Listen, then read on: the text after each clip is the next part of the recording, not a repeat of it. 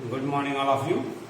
मैं आज आपको चौथी यूनिट के विषय में बताऊंगा। ठीक है, ये चौथी यूनिट आपकी क्या है? लेवलिंग, समतल तलेक्षण या तलमापन जिसे कहा जाता है, यानी कि तल जमीन पर स्थित बिंदु की स्थिति का आकलन किसी संदर्भ तल के सापेक्ष करने का प्रयास आपका लेवलिंग यानी कि तलेक्षण कहलाता है।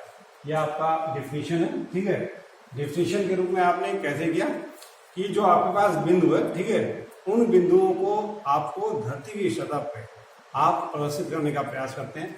इस प्रयास में उनकी गहराई या ऊंचाई जानने का प्रयास करते हैं, लेकिन प्रयास करते हैं किसी संदर्भ पर से। कोई एक रेफरेंस पॉइंट होता है जिसके संदर्भ से आप इसको करने का प्रयास करते हैं। ये कहलाता है आपका लेवलिंग यानी कि तलेक्षण, तलमापन या आपका संतलन। To represent position of different point on Earth's surface, that is, their location need to be determined, that is depth or height with reference to some certain points is called leveling. Some certain point means हो गया आपका datum surface से हो गया, ठीक है, जो grid तल होता है उस तल के संदर्भ में लेने का प्रयास किया जाता है। ये कह सकते हैं सर्वेक्षण की वह शाखा जिसमें बिंदुओं की ऊंचाई या गहराई किसी संदर्भ तल से ज्ञात करने का प्रयास करते हैं, उसे तलेक्षण कहते हैं। या किसी बिंदु को स्थापित करने के लिए ऊंचाई पर स्थित किसी बिंदु को जमीन पर स्थापित करने के लिए जो आप काम करते हैं उसे आप तलेक्षण कहते हैं। ये तलमापन जो पहला हमने कहा, यह बिंदुओं को आप स्थापित यानी कि गहराई या ऊंचाई जानने का प्रयास करते हैं, तो उसमें हम अभिकल्पन यानी डिजाइन का काम करते हैं। दूसरा जो डेफिनेशन था उससे आप ले आउट यानी कि निशानबंदी करने का प्रयास करते हैं। अब हम आते हैं यूजेस पे, यानी कि उपयोग कहाँ कहाँ होता है। तो उपयोग बहुत सारी जगहों पे करने का प्रयास किया जाता है। सबसे पहले किसी बिंदु की उच्चता ज्ञात कर लेते हैं। किसी ऊंचाई पर स्थित बिंदु को जमीन पर स्थापित कर लेते हैं। जो हमारी भू स्थिति है यानी कि जमीन की सतह, पृथ्वी की सतह क्या है उसकी स्थिति का ज्ञान हो जाता है। ठीक है, क्षेत्र में समोच्च रेखा हम उसकी सहायता से डाल कर सकते हैं। इसके बाद अगर वहां पे उस क्षेत्र में ये जलाशय है, ठीक है, तो उस जलाशय की क्षमता हम आसानी से निकाल सकते हैं। दो बिंदुओं के बीच क्या दो बिंदु जो हमारे नक्शे पे हैं वो एक दूसरे से इंटरविजिबल हैं कि नहीं है उसको हम जान सकते हैं। ठीक है, फिर आता है आपके पास कि जब आप सड़क मार्ग, रेल मार्ग बनाने जाते हैं या सुरंग बनाने का प्रयास करते हैं या आप किसी नहर को बनाने का प्रयास करते हैं, तो उस समय कितने कटाव या भराव की जरूरत पड़ेगी इसकी जानकारी हो जाती है। इस नक्शे के बाद इसके द्वारा प्राप्त नक्शे की सहायता से जब आप सड़क का निर्माण करने जाते हैं तो अलाइनमेंट यानी कि संरेखण करने में आपको आसानी हो जाती है। ये सब चीजें थी जो आप यूजेज यानी कि उपयोग कर सकते हैं। इसके बाद आपके पास आता है प्रिंसिपल यानी कि सिद्धांत। ये किस सिद्धांत पे काम करने का प्रयास करता है? तो सबसे पहले तलेक्षण काल में हम लेवल उपकरण का प्रयोग करते हैं। हम चल रहे हैं प्रिंसिपल पे।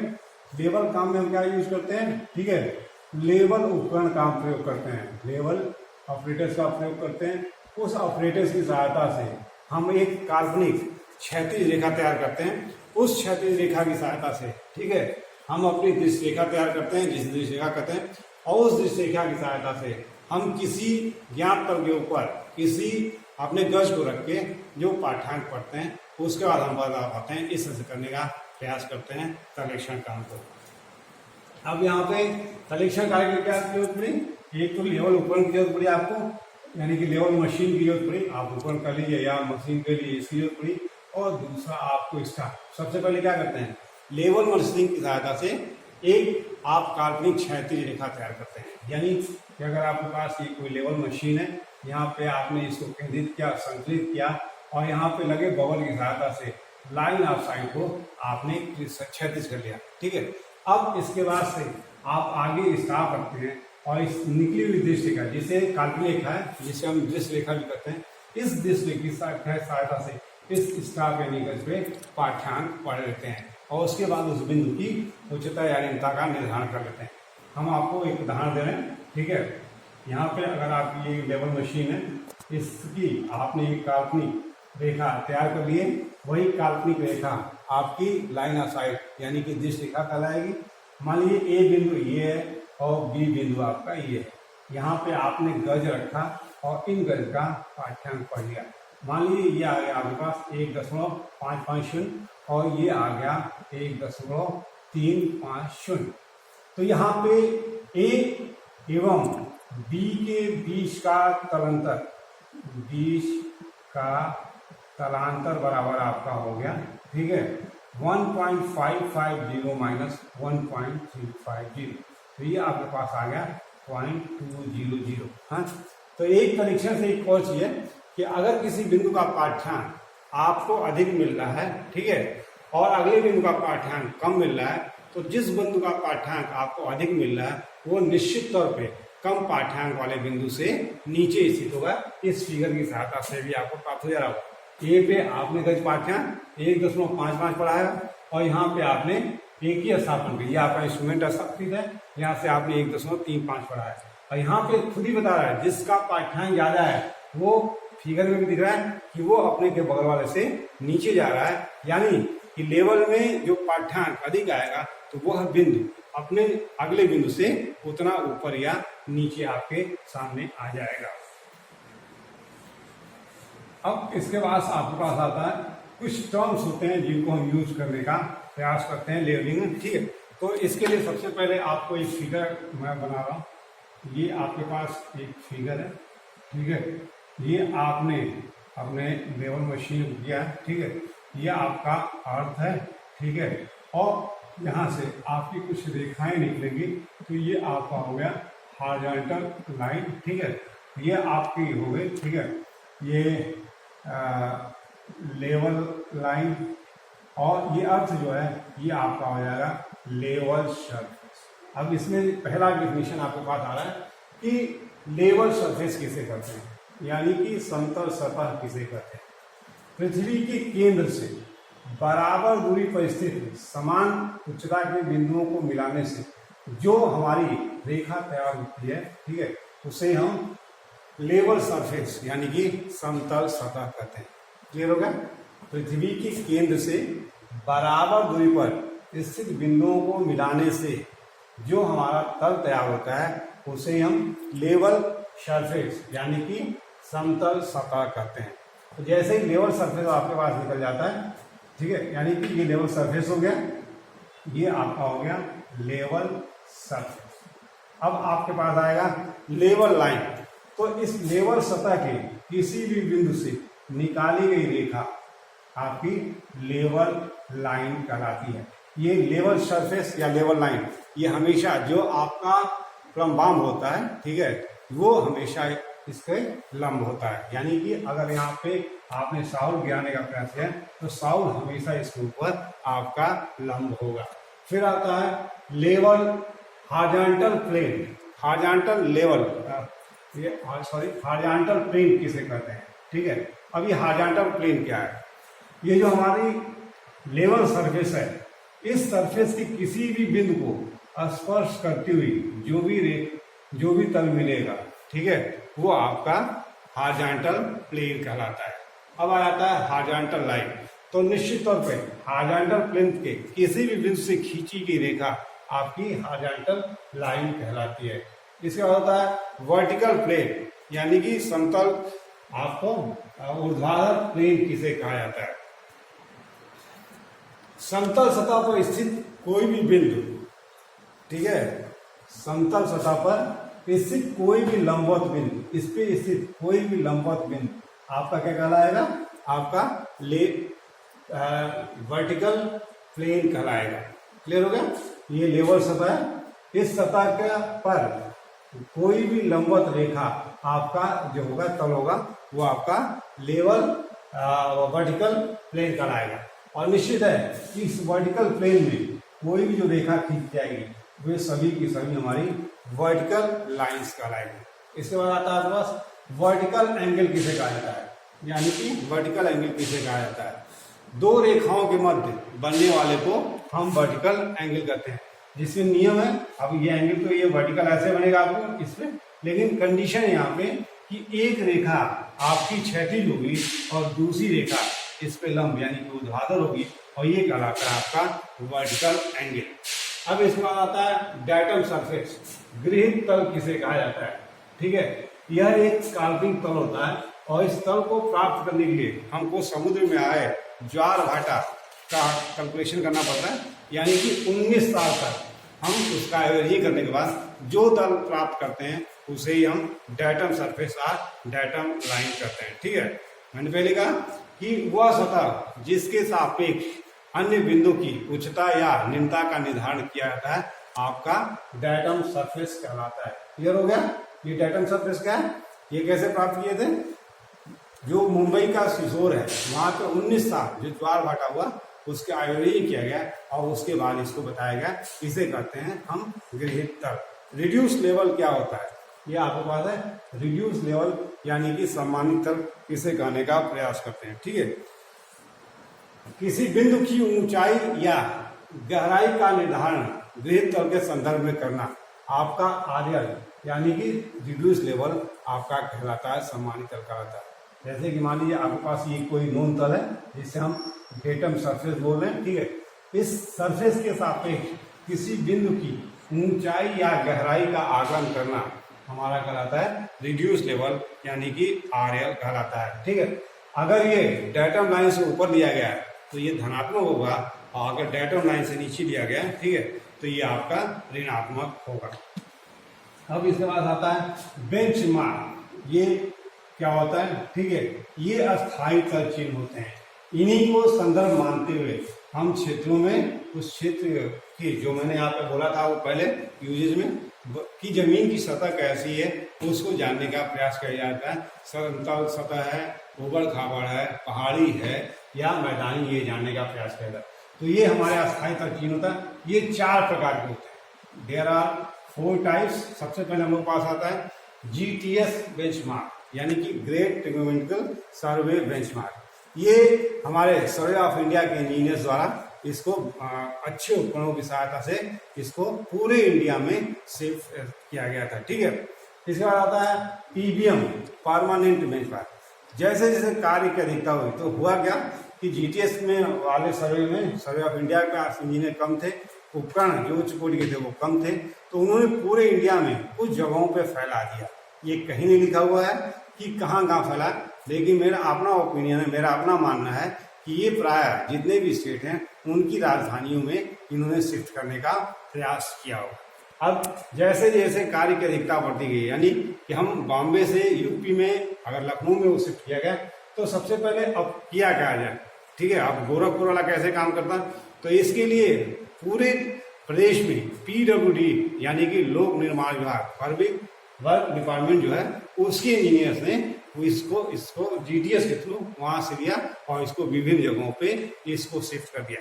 प्राय जो परमानेंट बेंचमार्क बनाए गए ये जो हमारे सरकार के द्वारा गृहीत भवन थे यानी कि बनाए गए भवन थे, उन भवनों के नींव पे जैसे अगर डीएम का कार्यालय है तो डीएम के कार्यालय के उस पर, अगर ब्लॉक है तो बीडीओ के ऊपर, अगर उससे आगे कहीं है ब्लॉक भी नहीं है तो वहां पे अगर कोई पुल पुलिया है तो उसके टॉप पे किया गया, ठीक है।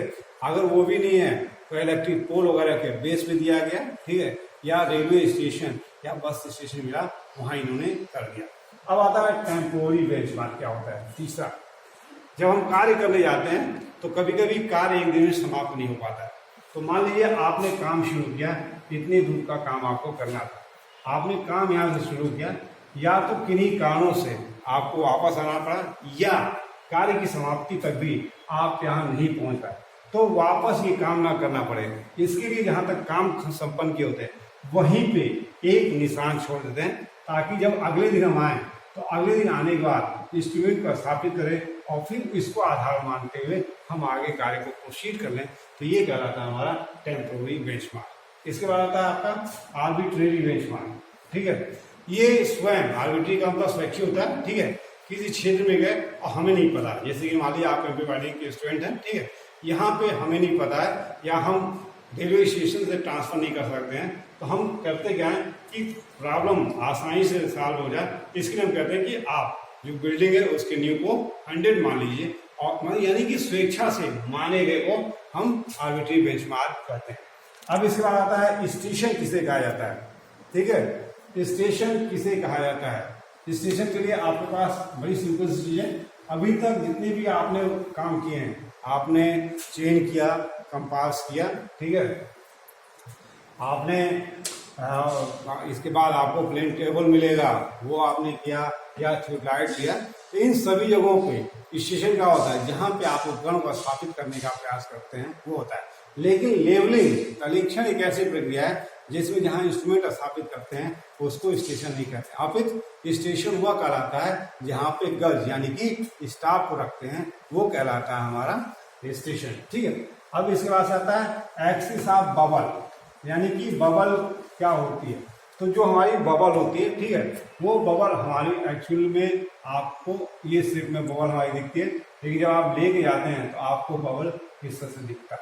ठीक है, तो बबल जो होता है कर्व, तो उच्चस बिंदु, ये बबल का अगर वक्र बन रहा है तो उच्चस बिंदु को स्पर्श करती हुई जो काल्पनिक रेखा तैयार की जाती है वही हमारा एक्सिस ऑफ बबल ट्यूब कहलाती है। अब इसके बाद आता है लाइन ऑफ साइट किसे कहते हैं। जैसे कि आप जानते हैं कि कोई भी जो दूरबीन हमारे पास होती है वो मुख्यतः 3 भागों को मिलाकर बनाई जाती है। एक आईपीस होता है, ठीक है, आईपीस के आगे आपका पिंपल यानी कि डायफ्राम होता है, और इस डायफ्राम के आगे आपका ऑब्जेक्टिव लेंस होता है, यानी कि ये आपका एक लेवल का दिख रहा है। ठीक है, ये आपके पास आई पीस होती है, और ये जो पोर्शन है आपका ये डायफ्राम यानी कि बिम्पट कहलाता है। ठीक है, जिसकी ज्यादा, तो ये 3 चीजें होती हैं। अब यहाँ पे हमने बात किया लाइन ऑफ साइट है, लाइन ऑफ कोऑर्डिनेशन की दृष्टि रेखा क्या होती है। तो ये आई पीस के प्रकाशीय केंद्र एवं ये जो बिम्पट है, तो बिम्पट में आपके 3 क्रॉस हेयर बने होते हैं, तो ये मिडिल के क्रॉस हेयर एवं ऑब्जेक्टिव लेंस को मिलाने वाली रेखा, ठीक है, जो आगे या पीछे बढ़ाई जा सकती है, लाइन ऑफ साइट या लाइन ऑफ कोलिनेशन दृश्य रेखा कहलाती है। क्लियर हो गया। एक कोई भी दूरबीन होती है तो उसमें मुख्यतः 3 पार्ट होते हैं। एक ऑब्जेक्टिव लेंस होता है जिससे लक्ष्य को आप लक्ष्य की तरफ देखते हैं, आई पीस के द्वारा आप देखने का प्रयास करते हैं, और ये हमारी लाइन एक सीधी रेखा हो जाए, इसके लिए यहाँ पे आपको डायफ्राम आपके पास यानी कि बिम्पट होता है, उस बिम्पट के केंद्र से होती है और इनके प्रकाशीय केंद्र को मिलाने वाली रेखा जो आगे की तरफ बढ़ाई जा सकती है, पीछे की तरफ बढ़ाई जा सकती है, हमारी लाइन ऑफ साइट या लाइन ऑफ कोऑर्डिनेशन कहती है। इसके बाद आता है एक्सिस ऑफ टेलीस्कोप, यानी कि दूरबीन की अक्ष रेखा क्या होती है। ये भी आपकी एक काल्पनिक रेखा होती है। ठीक है, अब यहाँ पे दूरबीन की बात कर रहे हैं, तो दूरबीन में मुख्यतः क्या होता है, 2 पार्ट होते हैं, एक आई पीस होता है और दूसरा ऑब्जेक्टिव लेंस होता है। तो वह काल्पनिक रेखा आई पीस के प्रकाशीय केंद्र एवं ऑब्जेक्टिव लेंस के प्रकाशीय केंद्र को मिलाने वाली काल्पनिक रेखा हमारी एक्सिस ऑफ टेलीस्कोप कहलाती है। इसके बाद आपके पास आता है हाइट ऑफ इंस्ट्रूमेंट, उपकरण की ऊंचाई किसे कहते हैं। ठीक है, यहाँ पे उपकरण की ऊंचाई आपके पास क्या होती है, दूरबीन की दृष्टि रेखा की डेटम से जितनी ऊंचाई होती है वही ऊंचाई आपकी हाइट ऑफ इंस्ट्रूमेंट यानी कि उपकरण की ऊंचाई कहलाती है। क्लियर हो गया। दूरबीन से क्या आपका दूरबीन है, ठीक है, इस दूरबीन से आपने एक दृष्टि रेखा निकाला है, तो दृष्टि रेखा अगर ये हमारा कोई नून तल है तो इसके ऊपर ये आपका गृहित तल या नून तल हो गया आपके पास, जिसे हम लोग डेटम बोलते हैं। ठीक है, तो ये आपकी ऊंचाई कहलाती है, उपकरण ऊंचाई। ठीक है, यानी कि दृष्टि रेखा कितना ऊपर आपके डेटम से है वो ऊंचाई आपकी कहलाती है। ठीक है, अब इसके बाद आता है आपके पास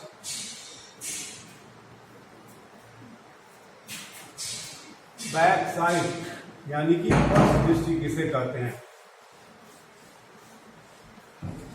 ये पश्च दृष्टि क्या होता है, लेवल उपकरणों को अस्थायी रूप से स्थापित करने के बाद ज्ञात तल पे लिए गए पाठ्यांक को हम बैक साइड यानी कि पश्च दृष्टि करते हैं। लेवल उपकरण को किसी जगह पर स्थापित करते हैं, और स्थापित करने पे किसी ज्ञात तल पे जब हम अपने गज को रख के पाठ्यांक पढ़ने का प्रयास करते हैं तो वो पाठ्यांक हमेशा आपका बैक साइड कहलाता है। ठीक है, यह इससे यह पता चलता है बैक साइड से कि हमारा वह बिंदु, ठीक है, डेटम से कितना ऊपर है।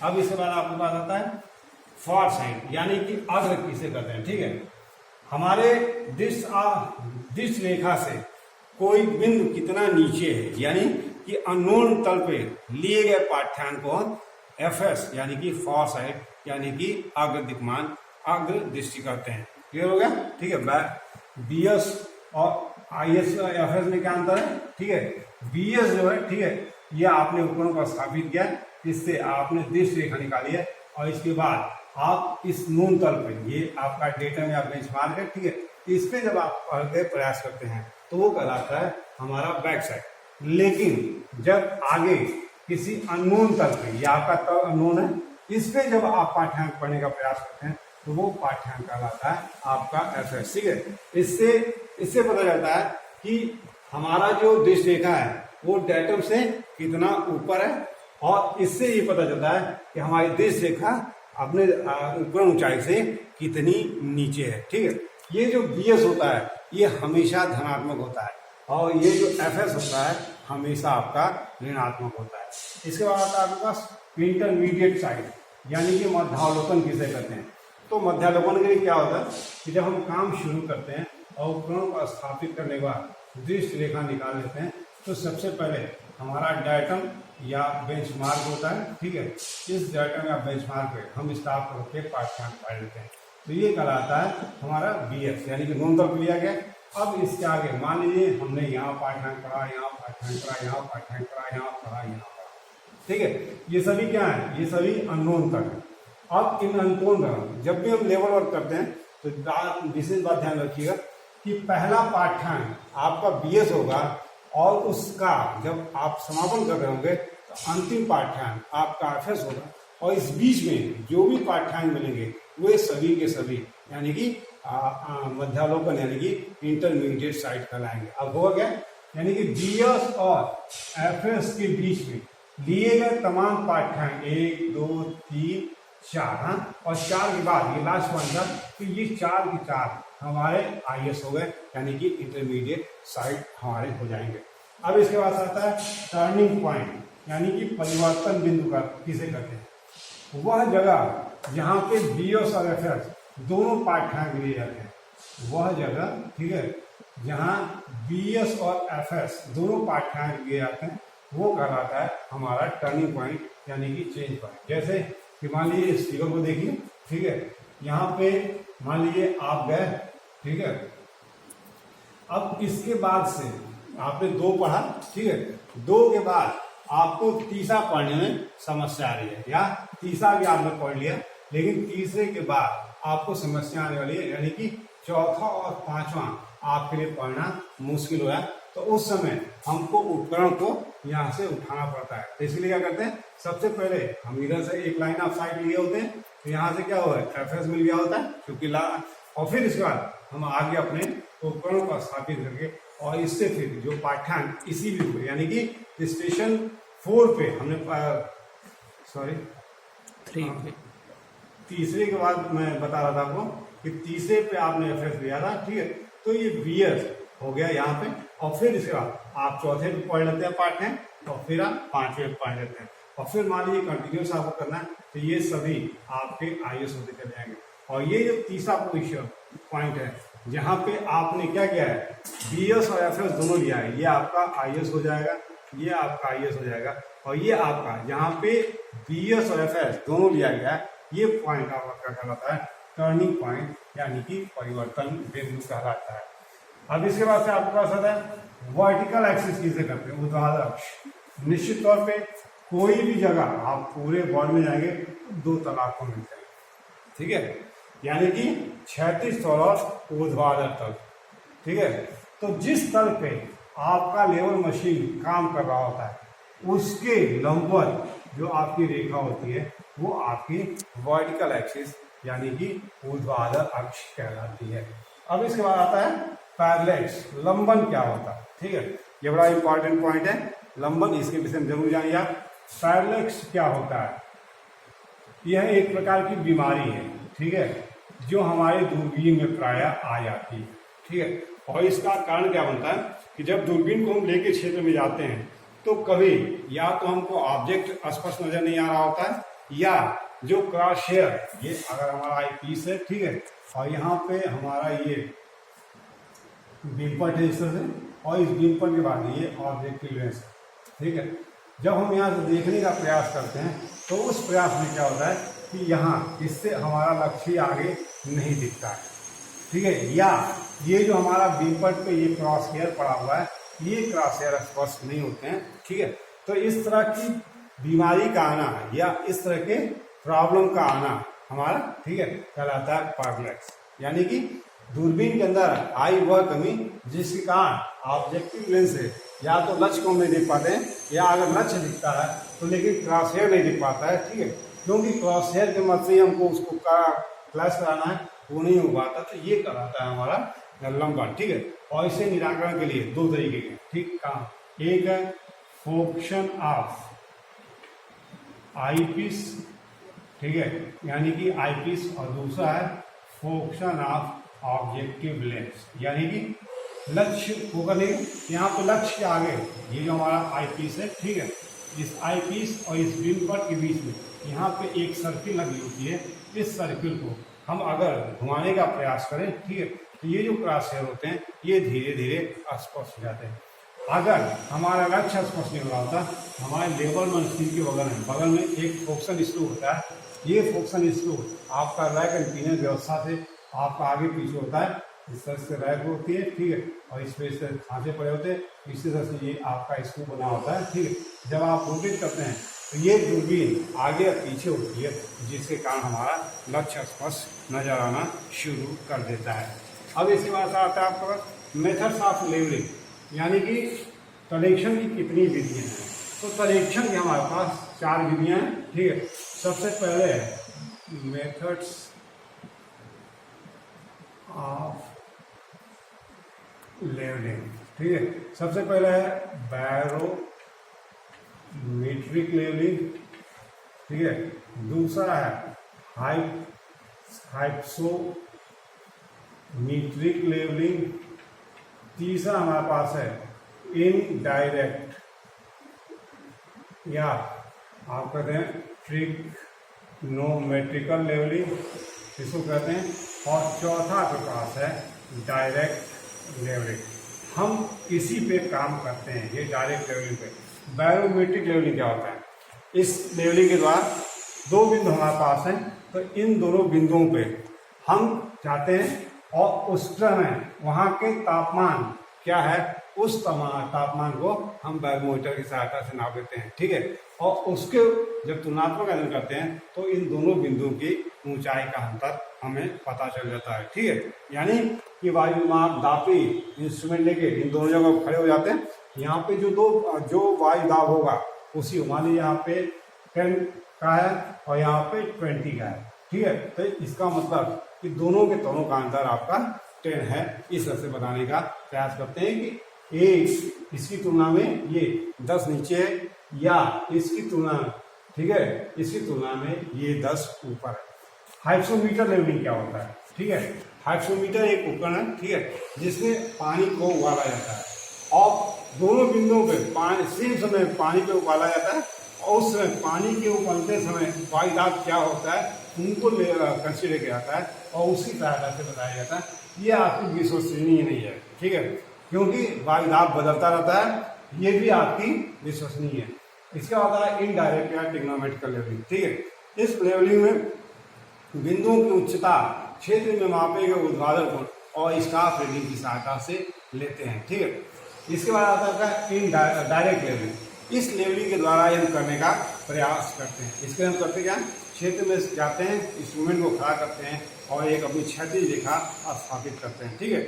और उस क्षैतिज रेखा को स्थापित करने के बाद हम उन बिंदुओं पर गजों को रखते हैं और गज के पाठ्यांक पढ़ लेते हैं, और पढ़ने के बाद हम बताते हैं कि कैसे करते हैं। इसे हम स्पीड लेवलिंग कहते हैं।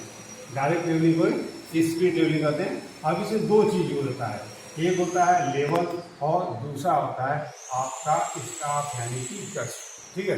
लेवल क्या होता है?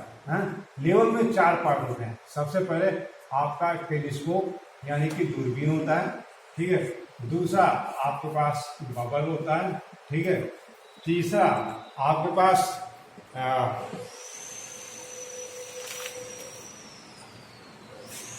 लेवलिंग हेड होता है और चौथा आपके पास ट्राइपॉड होता है। ठीक है, ये कैसे आप करने का प्रयास करते हैं, तो इसके लिए आपके पास इस तरह का आपके पास एक स्टैंड होता है। ठीक है, टेलीस्कोप यानी कि दूरबीन होती है। दूरबीन क्या होती है आपका, दूरबीन में आईपीस होता है, डायफ्राम होता है और फिर आपका ऑब्जेक्टिव लेंस होता है। ये डायफ्राम हो गया, ठीक है, ये आपका ऑब्जेक्टिव लेंस हो गया और ये आपका आई पीस हो गया।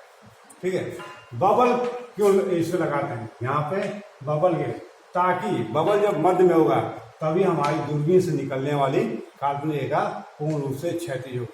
अब ये बबल मध्य में कैसे आएगी, तो हमारा जो मशीन होता है, ठीक है, इस मशीन में आपको इस तरह से प्लेटें होती हैं और इन प्लेटों में आपके फुट स्क्रूज होते हैं। इन फुट स्क्रूज की सहायता से 3 या 4 की संख्या में होते हैं। ठीक है, हम इनकी सहायता से जिस बबल को हम मध्य में लाते हैं और जैसे ही बबल मध्य में आ जाता है तो हमारी दूरबीन से निकलने वाली रेखा पूर्ण रूप से क्षैतिज रहती है, वो काल्पनिक रेखा। और ट्राइपॉड जो मैं भी दिखा रहा है, क्योंकि इंस्ट्रूमेंट भारी होते हैं लेवल मशीन, तो उनको हम दूरबीन को उस पर रख के आधारित करके आलंबित करते हैं और उसके बाद अपनी लाइन ऑफ साइट को क्षैतिज करते हैं। जो हमारा स्टाफ होता है, ठीक है, ये हमारे पास 2 तरीके होता है। ठीक है, ये टारगेट स्टाफ होता है और दूसरा सेल्फ रीडिंग रिकॉर्ड होते हैं। ठीक है, ये बने क्या होते हैं, ये अच्छी लकड़ी या एल्युमिनियम आदि के बने हुए खंड होते हैं। ठीक है, ये विभिन्न लंबाई में उन के सामने प्राप्त होते हैं।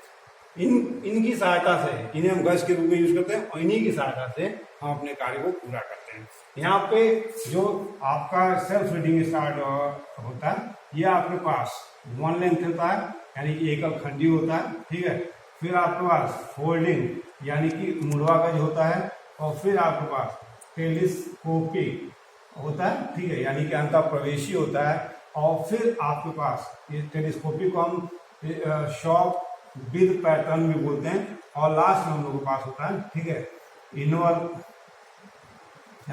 गज। ये आपके पास होते हैं, बस ये करते हैं।